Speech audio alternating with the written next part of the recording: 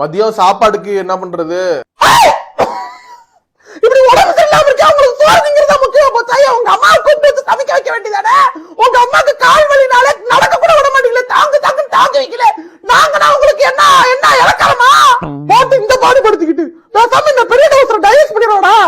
உன்னை சமைக்கவே சொல்லலையே, ஹோட்டல்ல இருந்து வாங்கிட்டு வரேன். ஓ, சமைக்க வேற சொல்லுவீங்களா நீங்க? சொல்லிதான் பாருங்களேன், குடும்ப மானத்தை திருமுச்சந்தில வச்சு அந்த சிந்திராக்கி சில்லு சில்லா உடைச்சு விடுவேன். டேய், ஊசிக்கும் மருந்துக்கும் பயந்துக்கிட்டு ஹாஸ்பிடல் வரமாட்டா, கூட்டு போடா. ஏதா 2 பிள்ளை பத்திருக்கேன் நானு, அதுலயும் நம்ம சின்ன ராட்சசி அப்பயே 7.5 குட்டி சிசேரியன். அவ இப்பதான் இந்த கதை ஞாபகம் வருதுடா.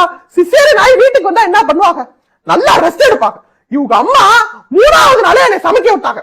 இங்கிட்டு நீ கசகசன்வ, அங்கிட்டு நம்ம சின்ன ராட்சசி நசனசன்வா.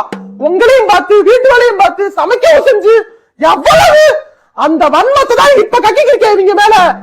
This is my time. ஏன் ஜுப்பா இது? Hello